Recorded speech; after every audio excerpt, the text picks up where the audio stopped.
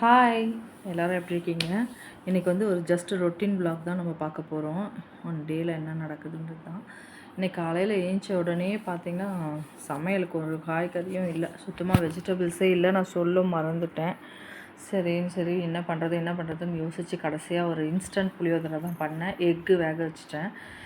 Oil போட்டு கடுகு போட்டு காஞ்ச மிளகாய், உளுத்தம்பருப்பு, கடலைப்பருப்பு போட்டு நல்லா வறுத்துக்கணும்.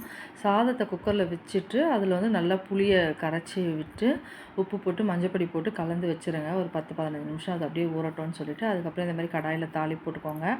நெக்ஸ்ட்டு கருவேப்பிலை போட்டுட்டு நம்ம கலந்து வச்சுருக்க சாதத்தை போட்டு கலர வேண்டியது தான். நான் இதுக்குன்னு ஒரு பொடி எப்பயுமே வீட்டில் புளியோதரை பொடி வச்சுருப்பேன்.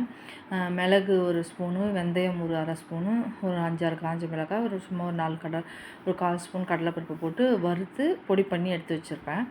அந்த பொடியை கூட மிக்ஸ் பண்ணி போட்டுட்டு கலந்துட்டோம்னா நல்லா சூப்பராக ஃப்ளேவராக இருக்கும். அப்படி தான் பண்ணுவேன் இன்ஸ்டன்ட் புளியோதரை. டக்குன்னு புளியோதரை பண்ணணும், இல்லை குழம்பு வச்சும் பண்ணலாம். அது ரொம்ப பெரிய ப்ராசஸ். ரொம்ப காரமாக இருந்தால் சாப்பிட பிடிக்க மாட்டேங்குது.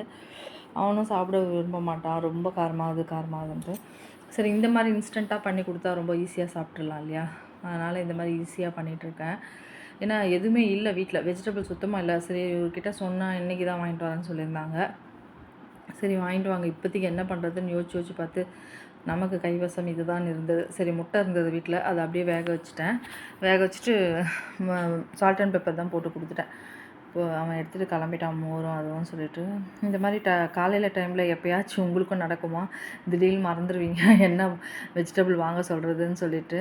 ஏன்னா காலையில் நம்ம எழுந்து சமைக்க சொல்ல கடைலாம் ஓப்பனில் இருக்காது. நம்ம போய் தேடி தான் அலையணும்.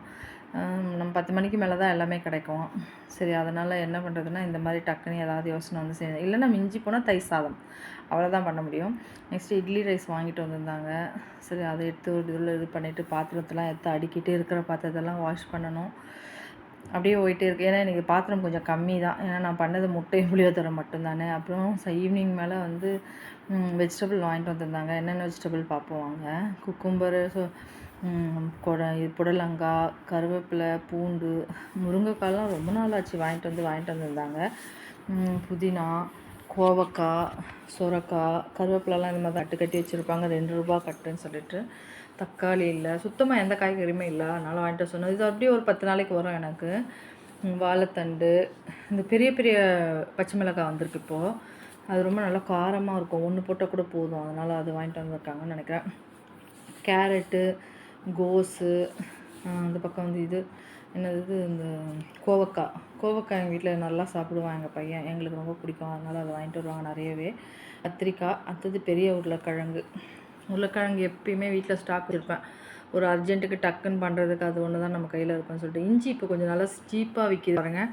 100 ரூபாய் கூட இல்லை, 90 ரூபாய் 80 ரூபாய் கிலோ விற்கிது. 300 ரூபாய் 400 ரூபாய் விற்கிற இஞ்சி இப்போ இவ்வளோ கம்மியாக விற்கிது. நல்லாவும் இருக்குது குவாலிட்டி. அதனால் சரி கொஞ்சம் அதிகமாக வாங்கிட்டு வந்தாங்க. இஞ்சி பூண்டு பேஸ்ட் பண்ணி வச்சுக்கலாம்னு சொல்லிட்டு. நெக்ஸ்ட்டு வாழைக்காய், பீன்ஸு, நெக்ஸ்ட் வந்து ஒன்றா எடுத்து இப்போ தான் நானே அடிக்கிட்டு இருக்கேன். என்ன இருக்குதுன்னு தெரில. வெங்காயம், மெயினாக வெங்காயமே இல்லை வீட்டில். 2 கிலோ வாங்கிட்டு வந்தாங்க. 1 கிலோ அந்த மாதிரி மூட்டையாக கட்டி வச்சுருப்பாங்க. இது டிபார்ட்மெண்டல் ஸ்டோரில் தான் வாங்கிட்டு வாங்க. ஏன்னா இங்கே கடையில் வாங்கலாம், அவருக்கு பொறுக்கி வாங்கலாம் தெரியாது. அங்கே கொஞ்சம் அப்படியே நல்லா இருக்கும்னு சொல்லிட்டு அப்படியே பேக்காக இருக்கும், எடுத்துகிட்டு வந்துடுவார். கொத்தவரங்காய் இதெல்லாம் வந்து எனக்காக வாங்கிட்டு வருவார். இந்த சொரக்காய், கொத்தவரங்காய், புடலங்காய், பேபி பொட்டேட்டோ, நெக்ஸ்ட் வந்து பேபி பொட்டேட்டோ வாங்கிட்டு வந்தாங்க. அது நல்லாயிருக்கும். அது ஒரு டிஷ்ஷாகவே வரும். நான் ஃப்யூச்சரில் போடுறேன். இத்தனை காய்கறியும் உங்களுக்கு வந்து சமையலாக தான் வரப்போகுது, வரப்போகிற விலாகுங்களில் நினைக்கிறேன் நான். புடலங்காய் எங்கள் பையன் சாப்பிட மாட்டான். அவனுக்கு எனக்கான காய்கறிகள்லாம் இதில் ஒரு சிலதெல்லாம் இருக்கும். எனக்காகவே வாங்கிட்டு வருவாங்க இதெல்லாம்.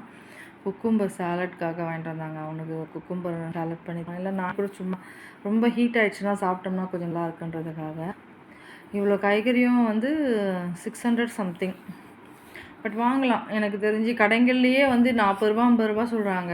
பட் டிபார்ட்மெண்டல் ஸ்டோரில் போனோம்னா கொஞ்சம் நீட்டாகவும் இருக்கும். பேக்கிங் கவர் நம்ம வந்து தேடி அலைஞ்சி எடுத்து வைக்க வேண்டியதில்லை. அதுவே கவர்லேயே போட்டு எடுத்துகிட்டு வந்துடுவாங்க. நம்ம வந்து அப்படி அப்படியே எடுத்து ஃப்ரிட்ஜில் அடுக்கி வச்சிடலாம். அது ஒரு பிரச்சனையே இருக்காது நமக்கு.